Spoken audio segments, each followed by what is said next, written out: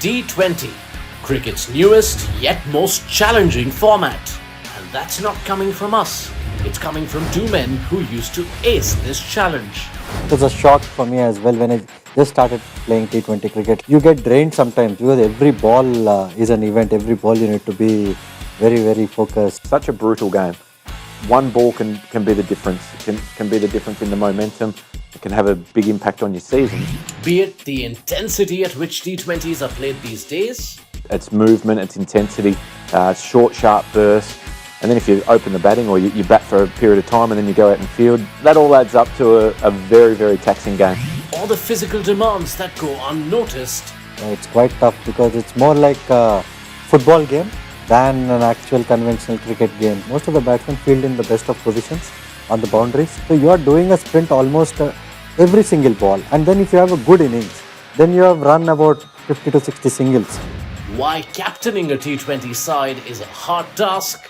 You're just under the pump from ball one. You can have the best laid plans and they go out the window after 6 balls. And the best way out when you're truly under the pump in a game is...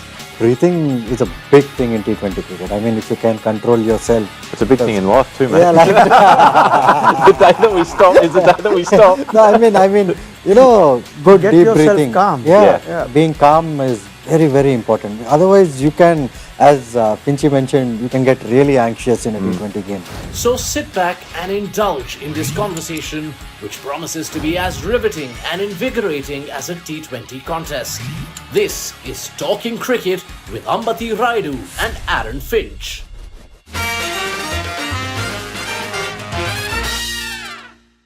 Talking cricket once again on Espncricinfo, where we love to go into detail with cricketers on stories, on emotions that perhaps we don't get the time to do when we're so busy in the rigmarole of matches and tournaments and whatnot. Today's theme is special because how the game has evolved. There's a time that we thought 2020 cricket is easy. 2020 cricket's about facing less balls. You don't need to train as much. You can play it longer. You can just have a whack. You don't need to set yourself in. Test cricket is the true test. Whether that is actually true, we find out today from Aaron Finch and Ambati Rayudu. Gentlemen, good evening. Good evening. Good evening. Yeah, and this is where I want you to first debunk that myth, because I want to tell you what Ryan Rickelton, as current and as modern a player as we've had in a while, has said. Said, I grew up wanting to be a test player and thought that in T20 you can just whack a few. But T20 cricket is flipping hard. It's different, but it's harder. Test cricket is very hard, but with T20s, there's a lot more pressure on every delivery. In Test cricket, you can bide your time, work your way through it at a lower intensity. So he goes on about just saying it was a reality check that T20 cricket is damn hard. You tell me now, having sort of experienced the game evolve and played multiple formats, where would you rate it in terms of just difficulty level, intensity? I think in terms of physical intensity, it is quite high. It's quite tough because it's more like a football game than an actual conventional cricket game. So even mentally, you get drained sometimes because every ball is an event. Every ball you need to be very, very focused. So for me, you know, it is quite intense, and it was a shock for me as well when I just started playing T20 cricket, like how Ryan Rickelton has said here. Because it's quite different to a 50-over format. It's still white ball, but it is quite very, very different in my opinion. Having played it from almost the start, I started in 2009 professionally to see where it is now. I think the training and everything has changed dramatically right throughout that period. And I guess it's like most things, the more information you get, the better you're equipped to deal with it. But like Rayudu said, the intensity that you have to have from ball one and the understanding that one small mistake with bat, ball or in the field can have huge momentum swings in the game. I think that just gives you a little bit more anxiety, I guess, than what it does in a 50-over game where physically it's still extraordinarily hard, but that's purely time on your feet. Whereas T20, it's movement, it's intensity, it's short, sharp bursts.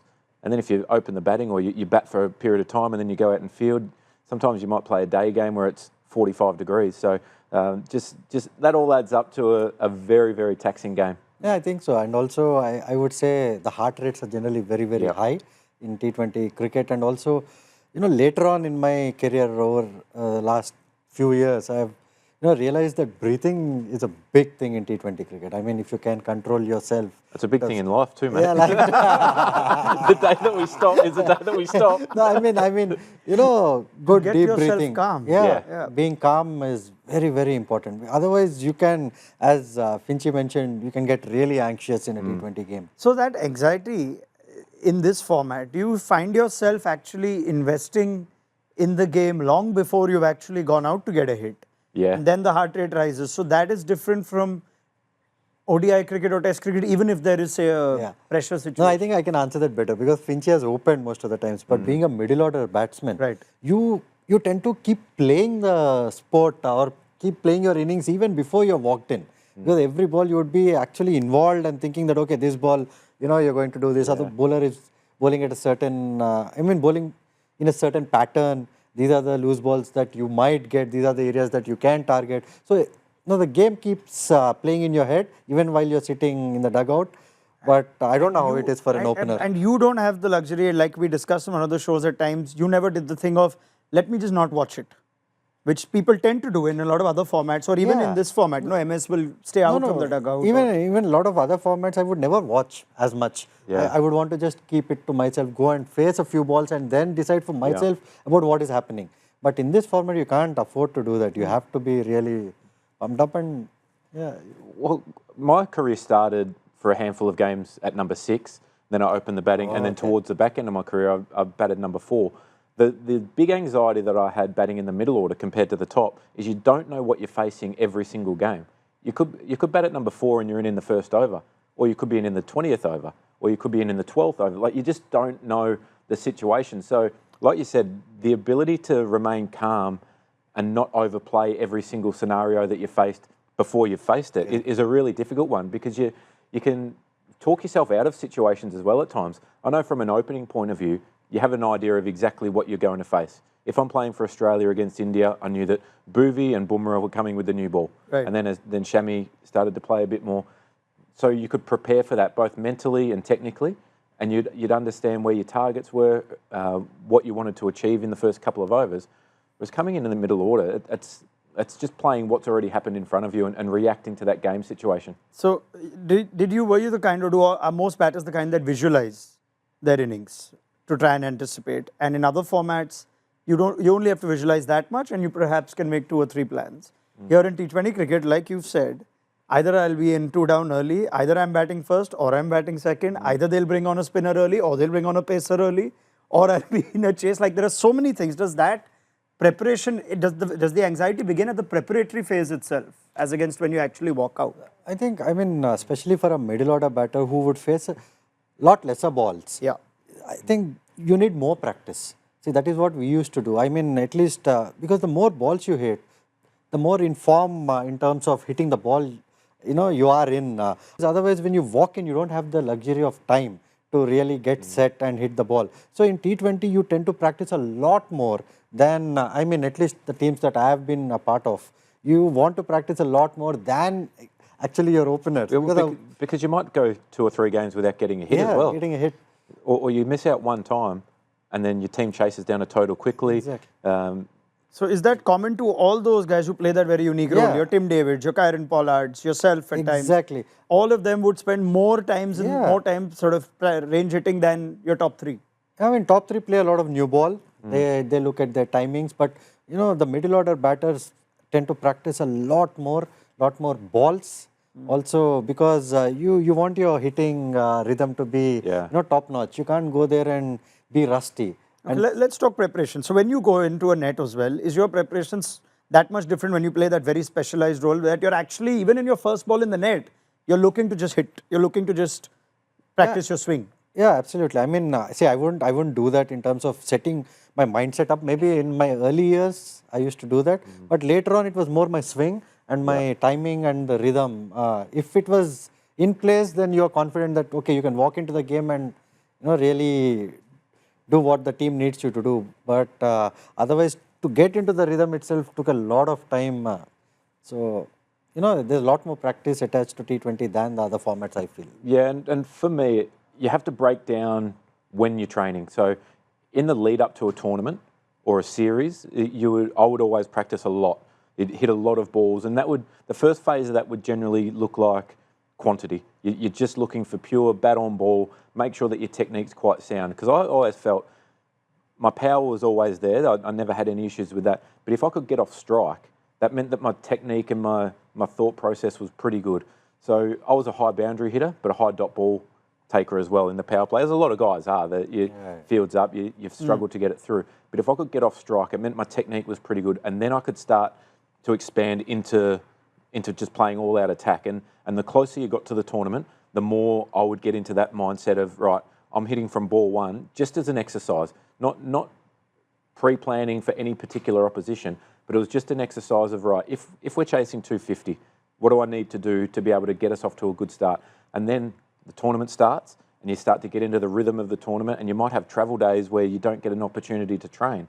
So you might play 3 times in a week, but no training. So then you just have to make sure that bulk of work, in my experience, is done in the lead up to the tournament. I want to talk about the mental side more in detail in a second, but since we've touched upon just physical preparation of what you guys did, let's try and expand on that, on how it evolved from what you're used to. Because the drill of a training session in normal cricket, ODI and Test cricket, has somewhat changed to when it comes to T20 cricket. You say you practice more balls. Was the conventional net had to be altered? I know eventually the roof went out, so you actually know what kind of elevation and distance you're getting. Match simulations come in. So tell me what actually helped enhance your skills as a T20 batter when it came to preparation. I think the biggest challenge was, playing in an open ground, which I was very, very fortunate because I played for MI, who always used to practice in the center of Wankhede, and also CSK practiced at the center.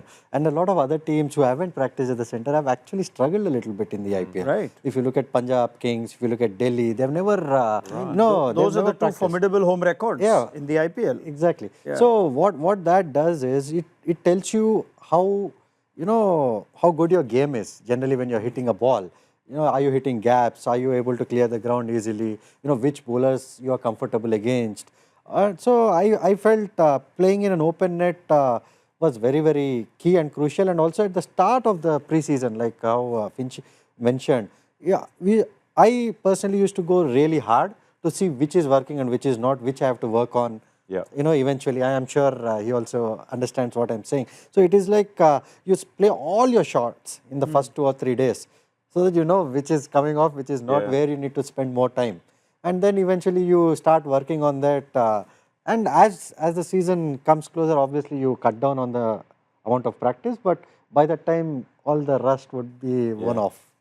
You can expand beyond the IPL as well, because you played on big grounds. Yeah, we don't have the luxury in Australia of playing at the centre wicket at practice. So you're just stuck in the nets. The only time you're in the middle is you might be able to do some full toss range hitting at some grounds, only some.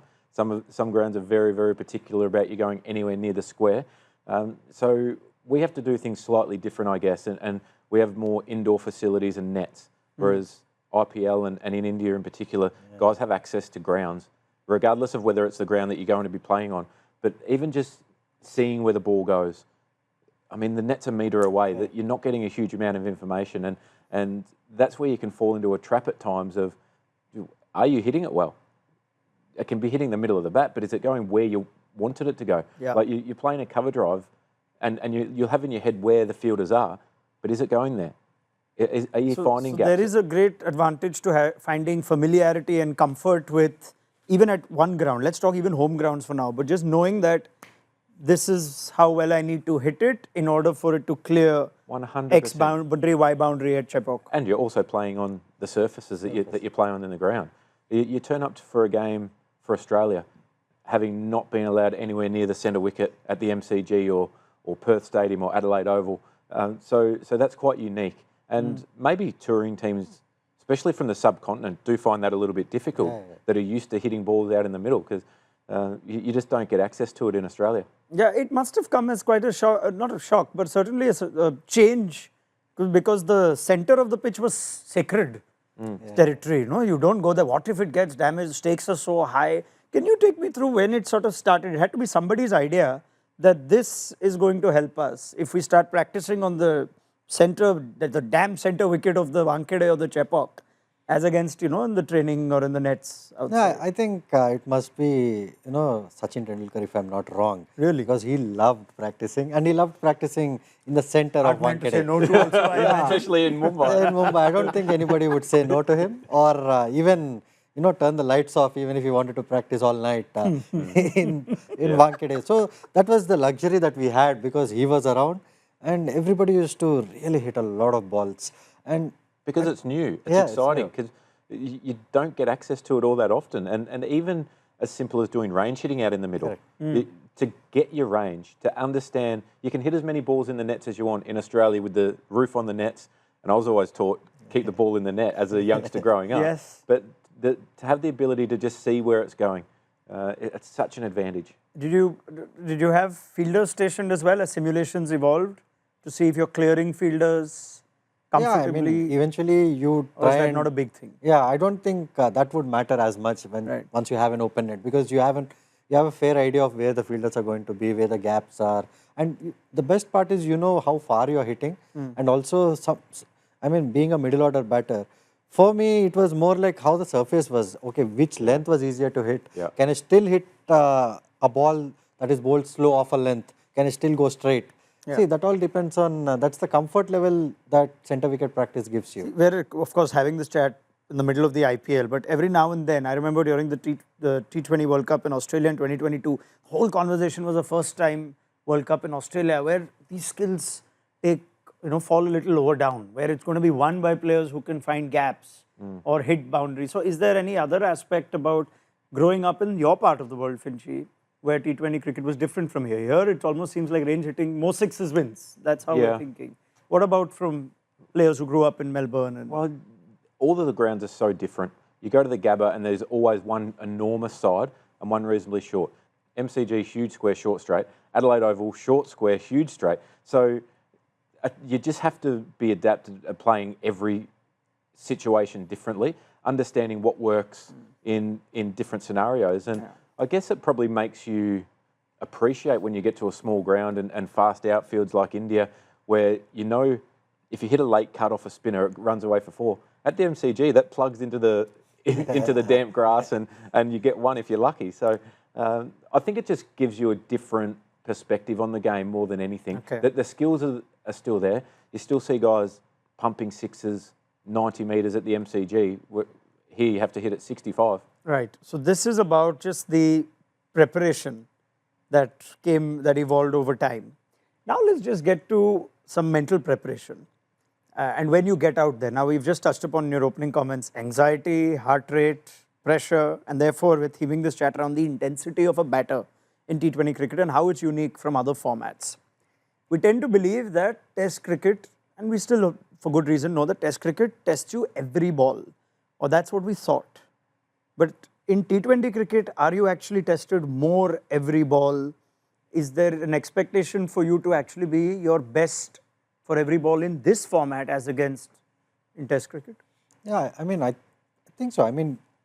You have to be best at every ball in every format, to be very honest, to predict But you know what I mean? There is a couple of balls you can actually give up without much cost. Yeah, if you're feeling tired, you just run 3. If it's a hot day, if there are certain balls, you can let it go and it's not going to be the end of the world. However, you don't even have the option of leaving the ball here many times. The best part about T20 cricket is there is nothing much that you can bring from the other formats into this format. It is about... Really? Yeah, there's not much. You can bring your technique, you can bring all the other, basic things.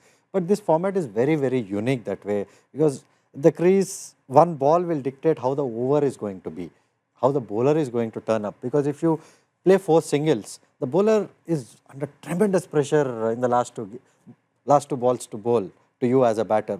But if you play 3 dot balls, he knows that he can give a 6 and still try and get you out. So a lot changes in every single ball that you face as a batter. So even for a bowler, so even as a batter, for me, if you get a boundary of a first ball, obviously it makes things easier. You just know. You just know. And this game is so unique that way, because every ball is played in a different mindset. So in terms of a bowler and even a batsman. And sometimes bowlers tend to try and give you singles. They don't try and bowl dot balls. that happens with really experienced bowlers. They know how to give a single. Because the more dot balls you bowl, he also knows that you would get pumped. So if you keep giving singles, sometimes you just go off strike. Yeah, and if the batter gets in, then you have to get them down the other end as a tactical move more than anything. Yeah, and this is unique. So do you spend more time, and this is again taking so much toll on the mind because you're actually exercising your mind, thinking about the bowler more in T20 cricket than you must have in, say, one-day cricket? Obviously, I mean, you try and pick up clues. I mean, as a middle order, lower order batsman, pick up a lot of clues. This was even, do you find like the difference in how much it was taking out of your mind and your thought process in T20 as against ODI cricket? For now, I want to compare the two white ball formats. Yeah, well, it's just time, isn't it? Time's taken away from you in T20 cricket, and depending on where you play, again, it dictates a lot of how you go about that. In India, generally, you're looking at scores 170 and above. So you know that you've got a big responsibility. There's only 6 overs. You have to make the most of that early on. In Australia, 150 on a lot of grounds is a defendable score. So then you start to manage and sum up the conditions pretty quick. But you also have to be prepared to take risks early. And that's something that when you're growing up in the era that we grew up playing, as I'm talking about when we're kids, don't take risks early. Play in the V, don't get out, conserve your wicket, and then you can flourish later on. You see the young kids now walk out and they're hitting sixes first ball. 14-year-old kid walks out, 6, thanks for coming. I'm here on the world stage as a 14-year-old.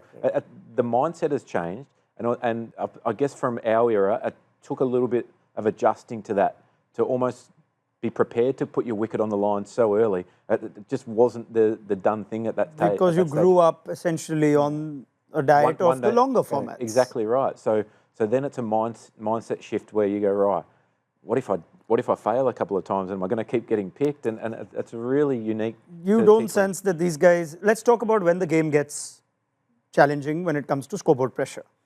And this is all fun to see when they come out batting first, or if they're openers, Vaibhav Suryavanshi, Ayush Matre and these kinds. What separated, I guess, the men from the boys, if we can call it that, was the ability to finish games. When chases became tough, when the stakes became higher in a playoff or a semi-final or a final in a World Cup. What does the sort of mindset go through in a T20 chase in particular? I think, Rayudu, you're well positioned. I think the biggest aspect of T20 batting is also partnership batting. Generally, in other formats, it is you as an individual who is batting most of the times. Yeah, but in T20, it is also partnership batting because you have to understand what your partner can do or cannot do. Because the scoreboard and the time, scoreboard has to move, the time is less. The overs keep going. So you have to understand, okay, if I take a single, what is he going to do? Is he going to take the bowler on? Or have I got to take the bowler on? I mean, especially at that point in time. And also in chases, once you're comfortable in a partnership, you know, okay, if you are chasing, say, 50 of 30, see, all you have to do is get 4 or 5 hits. So when are you going to get them? So those talks in the middle with your partner. This is a lot of planning, a lot of conversation, not instinctive. As long as we keep, no, it's not generic, like as long as we keep it between 10 or 12 runs, between balls and runs, we're fine. You actually work this out as the game evolves with the partner. Absolutely. I mean, if the surface is really placid and there is dew and there's nothing going on, then maybe instinctive batting, you can just keep enjoying your batting. But when the situation is tough, when you don't have anybody coming behind you, when you know you're the last pair, and that is when you have this conversation. Okay, this bowler, yes, he's struggling today. Okay, he's trying to bowl these Yorkers, this is the field. Maybe, the partner says, you can go maybe on the onside, you might get a 6 here. So all we need is 3 or 4 6. We have 2 now. Yeah. Just hang on. There's a lot that goes on in a T20, especially at the lower end of the chain, because these guys are powerful. They're the millionaire batters. I mean, we are the You're the guys who we're get the the rack job. pickers. You're the guys that get the job done. I think that one thing that probably gets overlooked is your team culture at a time like this as well. And the reason I say that is because to be able to be really vulnerable with your batting group, and just as an example, I'll put it as a batting group at this stage. If Rayudu and I are batting together, he destroyed spin. I was very good at playing off spin, not leg spin. So for me to have the courage to say to the group, say, you know what, I'm not comfortable taking that on. I can try, but odds will be against me, but in his favour. So if we're batting in a partnership, to be able to swallow your pride and say, you know what, I'm not comfortable facing this bowler. I need a bit more time. Can you take him? Yes, no worries. I'll take the risk here because then your matchups are still coming. Yeah. So, and I'm not sure that is happening as much in the very modern game because everybody wants to be the hero. Not too often you see guys walk out and go, you know what does the game need from me right now? My batting partner is flying. My job is to get down the other end, get him on strike so he can destroy whoever you're playing against. Yeah, Whereas everyone wants to absolutely. walk out and go, you know what, I can compete with. I spent most of my career trying to compete with David Warner. That's not a game that I'm going to win all that often. So to be really vulnerable as a group and have those conversations where you say, I'm not comfortable here. Because people don't like to feel weakness or they don't want to show weakness. And I think it's such an asset that you can sense have. it's creeping into the game now, or at Yeah, least has in it's recent not a great years. thing. That is why when we talk about batsmanship in general, all these things matter. I'll give you a very, very small example. Please. It is like if somebody is struggling against spin, I won't name them. I used to be halfway down, even if he dabs it to point or short third, because you want him to get off strike. Absolutely. And you want to help your partner. And also he will help you out when you're struggling. Yeah. See, that is how partnership batting. These small things really matter when when your team's winning or that when you want to build that culture like what Finchy said. That is an amazing culture to have as a whole unit. Yeah, but the modern way is that the youngsters don't want to show vulnerability. They want to stick their chest out and show that they can take on everyone and they can dominate everyone. But everyone has different strengths and weaknesses. So identify that. Find your best matchups in the opposition. And if your partner happens to, that's one of his big ticks, say, Rayudu, over to you, I'll take the others. Can't help but think it comes with trust, spending time with each other. Yeah. You're saying it's more the young players, which I find unique because I would think, especially when you play franchise cricket as a prominent Australian international, if you come in and say that I don't like playing a leggy or whatnot, that's also intelligence that could be used against you going forward. Not like anything is hidden these days. Everything is there. But you saying it has its own. But you're saying this is more coming through with younger batters. Yeah, I mean, these younger batters think that they can take on everything. Yeah. See, and also they want it to be very individualistic. Could you give me an example on one of the high pressure games where, say, you and a MS or you and a Jadeja or you and whoever you batted in a big game, if you can recall something? No, I mean, there are a lot of occasions that way. I mean, there are a lot of times that MS Dhoni used to tell me, I will take the bowlers and you play slightly till the end so that you can hit the fast bowlers. I mean, really quick fast bowlers. You can use the pace. And even with Pollard, that used to happen. I mean, we used to run a lot. And he also used to help me because for me, I don't like playing a lot of dot balls. I'm not a big six hitter like him. So I had to get myself going. So he used to run. And if you bat with somebody who doesn't run, that kills all of your momentum. Correct. And he understands that. Yeah. And I also understand that. But for a proper batsman, you need someone to run. That sets a lot of momentum. And also in chases, like you're saying, it's always partnership batting. It is never one person. So by how much you're saying you're spending mentally in the middle, is it fair to say you have to be switched on all the time? Is there anything you can do to sometimes switch off in a T20 game just to either bring the heart rate down or? No, I mean, see, bringing a heart rate down, I feel is a lot to do with breathing. I mean, at least I and a lot of guys I know are real good batsmen in the death used to do that, at least Indians. So you found yourself actually doing a lot more breathing exercises after your T20 career became. Yes, of course. And also staying at the non-striker end, it is important to be very, very aware of what is happening, of what should pick up those cues in the game. Who is going to bowl the next over? What is the boundary size? Where are you going to target him? Do you really want to take on these next two balls, or do you have enough coming later? So it comes with experience, which we are not seeing in the game because it's a recent auction cycle and a lot of youngsters have come into the T20 format. So it will take them a little time to become real masters of how to go about things. Yeah, that's taking nothing away from the skill that they've got. Because these youngsters are so much more skilled than the players that I played with in T20. At least they're 100 times more skillful than what I was. But they still have to show batsmanship. Yeah, and the reality is that they probably just haven't played enough cricket just yet. That will come with time, and that will come with failing as well. And I think accepting failure in T20 cricket is really important as well because it's such a brutal game. One ball can be the difference. It can be the difference in the momentum. It can have a big impact on your season. So understanding that it's a game of failure and you have to work around that and you have to be comfortable with the decisions that you make If you made the right decision and your execution's wrong, no problem. But if you're making the wrong decisions, then you start to have to draw it back a little bit and say, right, how do I go about planning out my innings, whether it's with bat or ball? That's interesting you say that because we're obviously grown up hearing batters say in Test cricket, you guard your wicket with your life, you preserve your wicket, put a high price on your wicket, all those terms associated with which I'm sure you two grew up hearing from coaches as well. Out nahi hone ka, used to say, we don't get out. Yeah. Whatever happens, don't get out.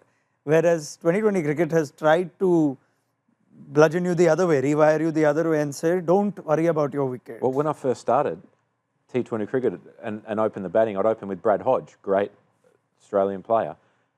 Greg Shippard was our coach, and he coached a lot in the IPL for Delhi at the start. A lot of success with Victoria and the Sydney Sixers in the Big Bash. His theory was none down, 45 on the board after 6. And then it got to the point where, oh, maybe we can push it out and we can afford to be 1 down. So that was as detailed as it was at that time. Don't take too much risk because we can't afford to lose any wickets. Just score a few more runs than what you would normally. So now it's first 6 overs, we want to be 60, 70, 80. In I think 120 is the highest we've seen in 6 overs, which is... When you recorded the highest ever T20 score at the time, I mean, when you hit that 170 odd that you did, but was it with the, by then had you transformed mentally by saying, I'm liberated here, I don't need to worry about batting 7, 8 overs or 6 overs, 45 without loss, and it's as a result of that you could actually, on your day, strike 170. If you came with a different mindset, perhaps you would have still batted that long and not had those kind of returns. Was it liberating? Not fearing for your wicket, if I can say that. Yeah, what you did? It was. And there was a key part in my career, and it was the conversation with Andrew McDonald, the Australian coach. And I was going through a bit of a form slump, and he said to me, what's the difference if you get caught at first slip or get caught at mid-off? And I said, well, one looks rubbish as an opening batter to get caught at, he goes, but you're still out. So what are you worried about? He said, so you're so worried about not getting out in a way that looks bad that you're actually forgetting the fundamentals, that you're out there to score runs, you're out there to take risks and take them on. So if you hit one straight up, doesn't matter, you'll get them next time. And that was probably a bit of a light bulb moment for me. That really? That just said, you're 100% right. Because if I get out nicking off to first slip and everyone says, oh, that was a good ball, but it doesn't matter, I'm still out. I could hit the same ball to mid-off and they say, oh, it's a rubbish dismissal. So it destigmatized perhaps the type of shot you play. You never felt silly if you went across the line or if you went aerial when you shouldn't have. You go to your strengths. Right. So that's it. So for me, going down the ground was my main strength. So if I think the ball's in the right zone and I take it on and I get out, it's okay because it was the right decision, wrong execution. And I think separating those things are really key in T20 cricket because you're up against the best. Sure. So there is going to be mistakes, but make sure that you're making a skill error, not a mental error. When you achieved, if I can say at some point, that liberation in returns to, I'm not worried about my wicket as such. What I want to do is create an impact like you've done on multiple occasions. Now, how did you reach that? Was there a sort of a chat you had with anybody in particular that changed that thought process? No, not really. I mean, I've really thought about it for quite a while in my career because, and I found a small little way where, I would go and do things in the middle. See, one is being very, very flexible in your head, especially if you're me and playing at different numbers and different situations. So all I was doing was calculating the number of balls left. So the number of balls left was say about 20 or 30. So if it was 20 balls, I would take it as half. Half is what I'm going to face. Yeah. So how many hits should I get in that? So if I say, okay, given the situation on the scoreboard, okay, on that day, on that surface, if I had to get 2 hits, will I be getting it now? Or will I be getting it against a bowler that is still yet to bowl? So, these are the small little things that you have to think as a batter when you're facing. You can't just go in and play on instinct sometimes. You have to plan, but also your instincts are sharpened with practice that you do. So you don't think about your instincts. Did you do a lot of the practice by yourself in terms of, excuse me, not with a coach directly saying this is what you should do in this situation? No, I've all done myself most of the times. So, this is the mindset that I've developed because I've never batted at one number in my career. So, I had to really formulate a way for myself to think of, okay, it doesn't matter where I'm batting. What are the balls? I divide it into half. And then in that half, what is it that the team needs right now? What is it that I can do on that surface? So that is all I used to think. Are you saying this kind of detailed thought, and I think it's detailed, is applicable by and large to most batters? Or it should. very few batters actually do it, and then you have the kind of innings we've seen this season where you're trying to understand what is Jadeja's thought process, what is Maxwell's thought process, what is Venki Iyer's thought process? I think a lot of people don't have that clarity most of the times because they have the skill, they have the instinct, but they get lost when they are in the middle. I've seen that. I've batted with a lot of batsmen who are lost. You know, sometimes in a partnership, you have to wake them up. That is very, very important. You come back to partnership batting. Yeah, even me, I get lost. I mean, everybody are human. You're sometimes not in the zone. You need someone to just wake you up. Yeah. And also, there are a lot of times when people are not hitting well. It is just a small little trigger. Maybe you can stand a little bit on the off stump, or you can stand slightly outside. And these are the conversations of partnership batting that I'm talking about, which makes your partner that much more important. And also, when I talk about experience in the IPL and this middle order batting does not have in the IPL, actually means that you need experience for all these things to happen in the middle. See, there is a technical aspect to it, but I remember a chat with you previously where I wonder how much of a role just reflection has in your own game, which comes with the assistance of data, analysts talking to you, and that all comes together in you understanding your own game and doing what you're saying there. Now, many times we hear about batters who are either dismissive of it, not as welcoming, or batters sometimes who can also get confused of it. No. That aspect, how much did it sort of help, or how much did you have to sort of mentally add one more thing to yourself now? Okay, I've got this as well to take into account. No, it's very important when you know that your team is going to be in the playoffs or the business end of the season. You still keep watching all the games. You try and pick out patterns of what the bowlers are trying to do under pressure. You keep watching games. So you know that when the time comes, this is where he is going to go to. And also, you don't reveal, most of the times, I mean, as batsmen, you practice all your skill. But you don't have to play that when it is not necessary. You can still play good cricketing shots and finish a game. But when you really need something, you can bring out something where they don't expect, especially in a tournament like IPL. You can bring out a reverse sweep when they don't expect. When you bring out a sweep, when they are thinking that you'll step out and hit. So, always try slightly unpredictable if you're someone like me, because someone like them, when you have all the power, you can really, play with little more ease. For someone like me who doesn't have much time. It sound a lot easier for you, isn't it? No, I mean, it's not easy. I know what you mean. Such. I know what you mean. But because you feel like you are limited in the power aspect, you have to think perhaps that much more. Correct. For that 2023 final, when you came in and had to play a really important short innings against Mohit Sharma, was that a result of exactly that. anticipation, preparation? Yes, because I knew that he's going to bowl a slow ball first up, and because I saw him just move the long off fielder to the left, so I knew he's going to bowl a slower ball wide of the off stump. Because under pressure, they're never going to bluff. Very, very rarely. Not when you're ahead of the game. Yeah. If you're behind the game, Correct. maybe you can. Maybe you can, because to pick a wicket, but they were ahead of the game. They knew that, you as a batsman, you pick those things. And then I knew he would go for a Yorker, and then I knew still he would bowl a slow ball, because third man point was up, fine leg was up. He's not going to take a chance with a... you know where I'm going with this. I know we've kind of gone in different directions here, but I'm just trying to think. T20 finishing at least, or even batters who stay at the end and have that high pressure job. It could be applicable to batters batting higher up.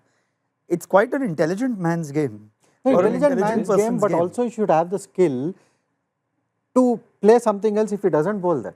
It is not like you can just be a one-trick pony. There's no doubt you need skill, but it almost feels like it wouldn't come as a surprise that the best finishers are also fairly sharp individuals or intelligent individuals off the field as well. I don't know. You can correct me. No, see, I wouldn't say... Or cricket smart. You have to be cricket smart. I mean, of course.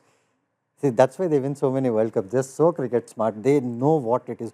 The World Cup finals in Ahmedabad, the way they've played, come and bowl slow into the pitch with a square leg there, was a masterclass in terms of bowling. Okay. Yeah, so... Yeah, I mean, like you said one thing once, that Maxwell is great when the game is in front of him. Yeah. That's when sort of everything sort of switches on and happens and whatnot. you know the guy well. Is there anything you can just sort of tell me with your own experience with him in terms of how there's such a difference at times in a batter mentally applying himself and mentally disconnecting completely? Oh, it's a big question because I think everyone's after that. Everyone wants consistency, and particularly somebody who plays such a high risk, high reward game like Maxi does. You have to accept that there is going to be inconsistencies, and there's going to be times where he doesn't get it right consistently, and that's okay. But I think that when the game is laid out in front of Maxi and the situation is black and white, and you say, right, this is what the game needs from you right now, he can do that more often than not. I think there's times when he gets stuck a little bit and he gets wrapped up in his own head and he says, well, do I take this risk now, or do I just hold a little bit, or who am I targeting? And before you know it, you're out because you're not 100% committed to the plan that you've got. And it's very common with a lot of players. I mean, you just get to a situation where you second guess your natural instinct, but when it's laid out in front on a platter, I mean, he got 200 batting at 7 in an ODI. Yeah. But the amount he's got I Okay. think 4 T20 international hundreds in different positions too. Is it fair to say you will also fail more often in this format than other formats, or do you find failure to be consistent? Do you have to deal with more failure in 2020 cricket? Depends on what you define failure as. Yeah. In T20, I think it has to be defined slightly differently. I mean, Yeah, because What would you define failure as? I mean, failure as I wouldn't mind somebody trying to do things for a team. Say, Yeah. if you need 10 balls 30 to win, if somebody is going for it and getting out, it's not a failure. I mean, stats would say he has failed, but end of the day, Yeah, so I define it more as an impact on the game. So you look at the end of the game and you say, right, who had the biggest impact today? Someone might have got 70 off 50 balls in a 200 game. Is that impact? Probably not. But someone might have got 30 off 10. That's a huge impact because you swing the momentum, and it could be open in the batting, it could be at 3, it could be at 7. But I'm trying to think that that's what the kids or the young guys that you're talking about are desperate to try and achieve, an impact on the game. Whereas what you said with your conversation with Andrew McDonald, you're trying to look at if someone's got 6 of 2, but they've tried to take the right option on 6 of 2 or 6 of 3 might be a failure on the scorecard, but you don't count it as failure. Did you ever start? It depends what the game needs from you at the time. If you need to run a ball and you do that, like, what are you thinking? Yeah. But if the game dictates that that's what is required, no problem. Go for it. Do whatever you want. see, that's where I would say the management really has to take, Yeah. great, what do you call that, conviction. You need conviction as a management, because most of the times how cricket is seen and how it is portrayed is quite different, because broadcasters like stats and players see stats. Players also, like being there with their photos or whatever it is. So once you see that, and then whatever is not a failure also will feel like a failure. So people tend to want to be seen rather than do things for the team where you don't have to. Particularly in a franchise setup. Yeah, particularly in a franchise setup. Compared to playing for your country where Yeah. where it doesn't matter what you do, you're just doing everything to win. I mean, if you've got the option to wear the orange cap at the end of the season or finish second, some players might just think, you know what, I'll just knock them around a little bit There more. is that also, right? If it's all this we're talking about in terms of a cricketer's investment and response mentally, but the craze with which social media has now injected itself into it, I mean, I wouldn't be surprised, you can tell me how much younger guys or how much even you guys immediately sort of when you all had your phones back and you had a good day, you had the 60 of 20 or you had the match winning thing, you must have taken it to bed with you. For all you know, you didn't even sleep that night because you were sitting and scrolling through all the things that I was could not care less. Yeah, I could not care less as But well. what about other players? No, because my phone, except maybe my 1 or 2 friends, I don't think nobody has ever messaged me. There were days when even I was man of the match and I used to show phone to just one of my teammates saying that, see, not even a single message. No, that's how at least I lived. But generally, there are a lot of people who love to be, in limelight, and there's nothing wrong with it. Correct. As long as you know where to draw a line and the team doesn't suffer because of fine. whatever you do. We've spoken of some mental investments into the T20 game. I just want to talk about back to the physical side on recovery. whether out after you're done with T20 games, whether it was just because we think it's 3 hours. Sometimes you don't even bat the 20 overs these days with the impact sub, or you may have a 3-ball or a 4-ball innings. That recovery physically would be much easier. But is there something you'd want to tell us about just how much of a toll T20 cricket took on your body in comparison to other sports, other formats? Yeah, I think it takes a huge toll, and you have to stay on top of it. I was always somebody who was naturally heavier, so I had to make sure that my stretching was right. Otherwise, my back and hamstrings and everything would get so tight, because you go from, especially games that are in the afternoon, in the evening, you generally try and wake up mid-morning, and then you might sit around and before you know it, you've been sitting or laying in your bed for a while, and then you play a game at such high intensity, and then you go and sit on the bus again, you go to sleep. If you don't prepare and then cool down correctly, then you're in for some real trouble. And then you're on a flight the next day. Before you know it, you're sitting in a seat like this for 3 hours, and you're on buses. It can be really brutal. So I'll actually tell you something really interesting. Please. The T20 cricket is much harder for a batsman, if you look at it, because most of the batsmen field in the best of positions on the boundaries, and every time the ball goes to the other side, you are near the 30-yard ring. So you are doing a sprint almost every single ball, and then if you have a good innings, then you have run about 50 to 60 singles.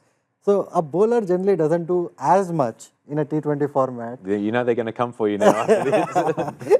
No, but in terms of fielding, it is like football. Just the formation is still going up and down. The physical participation you're saying, there's a good chance that the step count might be much more for a batter who fields 20 overs and has to bat even 4 or 5 overs, whereas a guy who's bowling 24 balls. Absolutely. Yeah, for Australia, I know we used to wear GPS every game.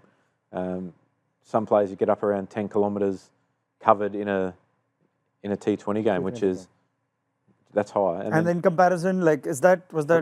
I think the most that I've seen in an ODI was Mitchell Starc, one game, and he was up around 19 kilometres covered in an ODI. So I guess you're talking about intensity here as well, whereas in ODI cricket, you're not under that kind of time pressure. See, ODI cricket, from a mid-wicket, you won't come in to the 30-yard circle every ball. Yeah. But here you would. As soon as the ball goes to the sweeper, you're in. Or you're guarding your boundary. Left and right. Left and right. And you keep coming in and going out, coming in and going out. Nobody sees that on camera, but your fielders are always coming in and going out to back up. So, I mean, if you're playing really intense, good game, so it is quite intense. I mean, I'm sure Finchi would agree. Yeah, and that's why I was lucky at the end of my career. I was being captain. I could field at 45 inside the circle, and then you're fielding at cover. So you're not doing as much work around the boundary, but I mean, that's when the mental load comes in, and you're weighing out the physical versus mental load of T20 cricket. It's hard. What about uniquely in the IPL? Forget the logistical things that you mentioned, flight, bus, odd hours sometimes. In the evening, when you're so emotionally charged, say after a close game, but you feel like you can settle into a routine, but it takes time, I'm guessing, for the adrenaline to wean off, and therefore, even if you must be dead tired in the bus, you might feel like you doze the bus, but once you're at the hotel, do you find yourself awake, charged, and therefore you're not sleeping till 3, 4 a.m.? Yep. Yeah. Because it's such a unique position, you very rarely train at that time. So as you get close to midnight, Rayudu might come in and bat at number 6 and have to be at his absolute peak at 11:30 at night, when you go to training generally at 6. and you're right, your emotions are so charged up. That's where the team that you play for has a really big role in the preparation of the players. So you understand that some players mightn't get to sleep till 4, 5, 6 in the morning after a game.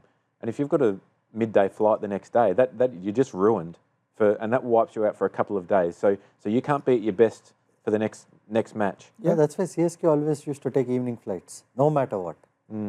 No matter what. Because you can't recover if you don't have good sleep. And also, I think sales of a lot of caffeine tablets, caffeine chewing gums, and Red Bulls would have gone up. Yeah. Players tend to tend to have. You don't have a choice. 100%. Yeah. So take these that are at 11 o'clock at night and see how you go. But these are also things that the franchise helps to just ease your pressures, and I don't know if it has a... Some do. Some do. Final chat, captaincy. just in T20 cricket. I want to start with you here on what it took out of you in this format versus, say, one-day cricket or even longer format cricket when you did captain. Well, you're just under the pump from ball one. You can have the best laid plans and they go out the window after 6 balls.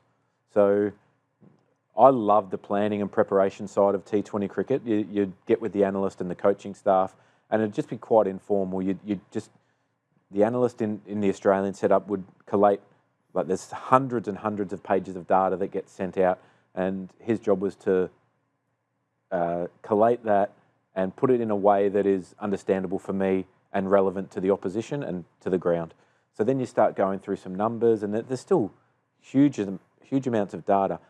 And it's just trying to pick apart 1%, 2%, you try and find 1% edge on Virat Kohli in an ODI in India when he's in good form. But that's what I love the challenge of, is just finding ways to be creative to find that little edge. And once I got out onto the field, I felt as though I'd thought about every scenario that could possibly happen.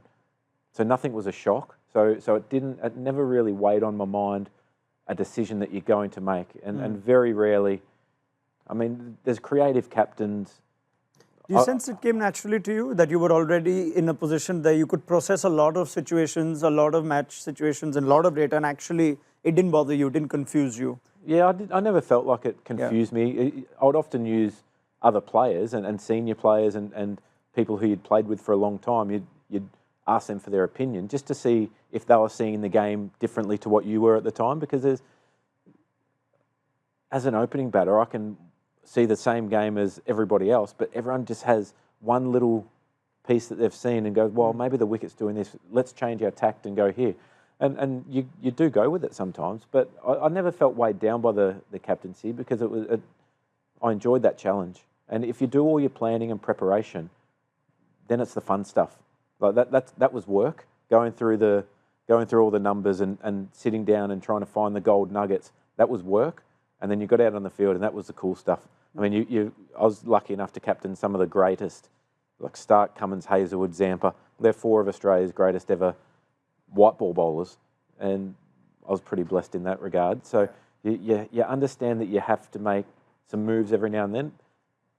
And from the outside, there'll be a move that you make and people will go, wow, that was outrageous. But you've already thought all that through. There's nothing, maybe once or twice in my career I had to make a move that you hadn't thought of at all. So we've seen in the IPL, right, that there are certain players, the captaincy crown doesn't sit well on them. You've played under some of the best captains in Rohit and MS, but there is, I feel like Virat Kohli is a far better test captain than he was a T20 captain. There are all those kinds of things. Where do you sort of analyze how much captaincy takes out of a player, at least a high quality player?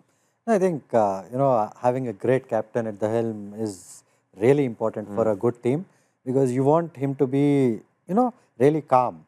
You don't want him to be anxious, or you want a captain to be, very certain of himself and his decisions. Even if they go wrong, you want him to stick by them and not throw people under the bus, so to say. But as Finchy mentioned, Rohit was a sort of a captain who was very data driven and also used to plan a lot in terms of MI's back room, and also Indian team. I know for a fact that he does a lot of planning and he goes about things that way. But MS was very, very different. He used to analyze things on the ground, and he used to pick up body language of the players that he has on the ground, if they can really come in and do it at that point in time. There's so much to MS Dhoni's instinctive captaincy, because I don't think he went into a lot of stats at all. But do you sense now and this year, the timing of it that we're having this chat, that perhaps that is potentially a dated concept, that even the great MS Dhoni will have to rely and evolve in what is the currency of the game right now? No, I think the biggest challenge before CSK that he is facing this year is he doesn't have the personnel that he always had. and with the personnel that he always had, he could get these things easily done on a cricket ground. Sure. But now the individuals, the auction didn't go right for CSK. Well, I come back to that, that you actually need to pick at the auction from more than your cricketing instinct. Yeah, exactly. You have to pick perhaps with the use of a lot more information than tools that other franchises seem to be having. Do you sense that's the future for every captain now? Yeah, absolutely. It'll be unlikely we'll see another Dhoni. No, it is not Dhoni likely. type captain. Dhoni type captain, I don't think will happen in this era of cricket, at least because there's so much more stats. People want, that's nothing wrong because it is also giving you a lot of information on how the game is being played or what is happening. But MS Dhoni was quite unique, and that is the reason why he was very unpredictable, because he would never do something that the stat says. And that's been his greatest asset as well. I mean, it can go up both ways though. Rishabh Pant at times goes against the trend and we crucify him in terms of tactical Rishabh Pant is too young in terms of his captaincy.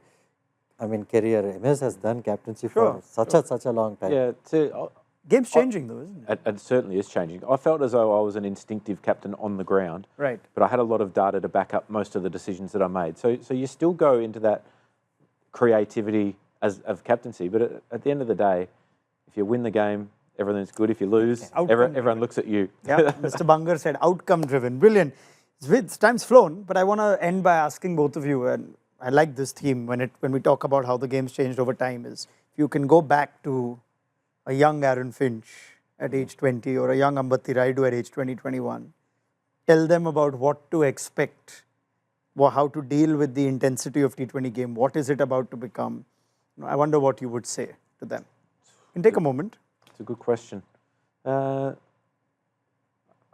think it's back your skills in, and you don't have to prove anything to anyone. There's times when in your career, and I felt it playing IPL at times, you turn up and you want to impress so much that you try too hard, and like you want the outcome so desperately hard that you forget about the process. So the process that gets you to be a good player has obviously worked for a reason. So trust that. Just trust the process. So for me, I mean, he has said, brilliantly. So I feel, especially in India, I've seen a lot of young boys grow up and get lost in the system, is because they don't really separate the skill side of the game from the mental side of the game. They're two really different things. So your skill is like an arsenal, like an army having all the weapons, but how to use them, when to use them, and how much to use them is what your mental side of the game is. So if you can differentiate that, and when you go into a game, you don't think about your technique or your bat coming a certain way, but it is very, very important to have all the skill, every single shot in the book. Keep learning, keep improving, but you also should know when to use, how to use it, and when not to use it. Finchy, Ambati, that was fascinating. Is there anything that you think you've left in the tank that you still want to tell me? Or shall we say that this is actually can we end on a note and say that this is actually the most demanding format in terms of intensity, mental challenges? The intensity, absolutely. Intensity. Yeah. The mental challenges of playing Test cricket are ridiculous, and it's just different in T20 cricket. The mental challenges are there in all formats of the game, but geez, T20 is hard. Yes, it's very different to Test, but T20 is hard. Thank you so much, gentlemen. Cheers. Right, that was something. Just going through what Aaron Finch and Ambati Rayudu's experiences were, where they rank T20 cricket in terms of demands, mentally and physically. Fascinating listen. This was Talking Cricket on ESPN Cricinfo.